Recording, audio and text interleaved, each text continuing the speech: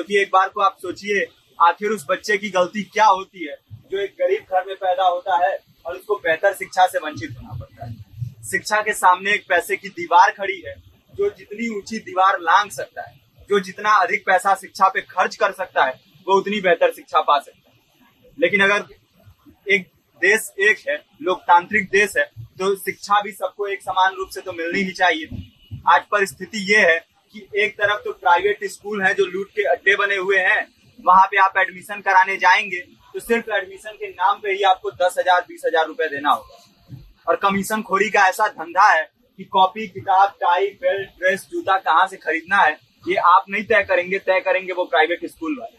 यानी आम लोगों की मेहनत की आखिरी कौड़ी उनके जेब से वसूल लेना चाहते हैं।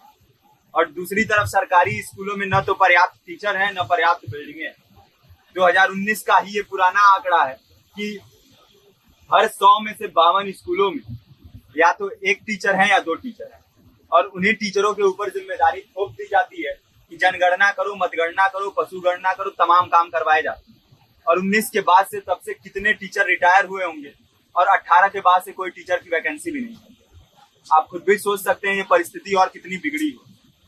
इसीलिए हम लोग ये मांग उठा रहे हैं, चाहे कोई राष्ट्रपति का बच्चा हो या किसी मजदूर का, सबको शिक्षा एक समान मिलनी चाहिए और निःशुल्क रूप से मिलनी चाहिए। प्रेमचंद ने अपने दौर में भी कहा था कि एक सभ्य समाज में ऊंची से ऊंची तालीम मुफ्त होनी चाहिए और इसका पूरा खर्च गवर्नमेंट को उठाना चाहिए, क्योंकि हमारे देश को फौज से ज्यादा आवश्यकता तालीम की। और शिक्षा से जुड़ता हुआ ही दूसरा मुद्दा हम लोग उठा रहे हैं। दूसरा मुद्दा है रोजगार का। रोजगार की परिस्थिति ये है कि आज सरकारी सेक्टर हो या प्राइवेट, सब कुछ ठेका संविदा के हवाले किया जा रहा है। परमानेंट नौकरियां लगातार घटाई जा रही है। इसी रेलवे में 1995 के आसपास लगभग 18.5 लाख कर्मचारी काम करते थे, लेकिन आज उनकी संख्या 12 लाख है। आप खुद भी सोच सकते हैं कितने बड़े पैमाने पे परमानेंट पदों को घटाया जा रहा है।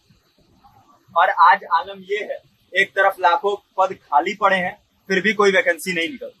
जो वैकेंसियां निकलती हैं उनमें भ्रष्टाचार होता है, पेपर लीक हो जाते हैं।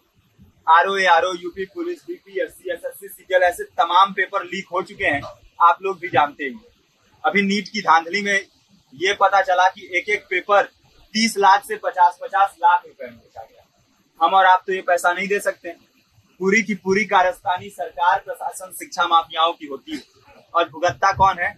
आम घरों के लोग, जो लोग सालों साल तैयारी करते हैं, दिन भर में 10-10 घंटे, 12-12 घंटे पढ़ते हैं, और इतनी कड़ी मेहनत के बाद, सालों साल की मेहनत के बाद उनके हाथ लगती है तो सिर्फ हताशा, निराशा, अवसाद। बहुत से छात्र नौजवान जो इस बेबसी में, इस डिप्रेशन में नहीं जी पाते, आत्महत्या तक के कदम उठा लेते हैं। लेकिन ये देश की विडंबना है कि टीवी चैनल, अखबार, मीडिया, नेता, मंत्रियों के लिए कहीं ये कोई मुद्दा नहीं है। उनके लिए मुद्दे हैं तो जाति, धर्म, रंग, नस्ल, अगड़ा, पिछड़ा। आज जब पूरी परिस्थिति इतनी भयावह है तो ये जरूरी है कि लोगों के बीच में जाया जाए, लोगों को संगठित किया जाए और एकजुट किया जाए। क्योंकि आज अगर अपने मुद्दों पर बोलेंगे नहीं तो कल को ये परिस्थिति और बिगड़ेगी। हो सकता है ले देके अपनी जिंदगी तो हम लोग काट ले जाएं, लेकिन आने वाली पीढ़ियों को क्या भविष्य देके जाएंगे, ये भी सोचने वाली बात है। हमारे साथी ने आपको पर्चा दिया है, पर्चा आप तक पहुंच गया है। पर्चे में और भी बातें हैं, इसको पूरा विस्तार से पढ़िए। पर्चे में हमारा नंबर है, संपर्क कीजिए। फेसबुक का, इंस्टाग्राम का लिंक है, आप वहां पे जाएंगे तो आपको पता भी चलते रहेगा कि लगातार किन किन माध्यमों से हम इस अभियान को चला रहे हैं। नुक्कड़ नाटक, संगीत, शिक्षा सहायता मंडल, लाइब्रेरी, तमाम माध्यमों से इस अभियान को चला रहे हैं और कोशिश कर रहे हैं कि बड़े से बड़े पैमाने पर हर जगह पे लोगों को संगठित किया जाए और एकजुट किया जाए। आपके बीच भी आए हैं, आपका साथ और सहयोग है। साथ इस रूप में कि आप भी हमारे इस कारवां और इस मुहिम से जुड़िए।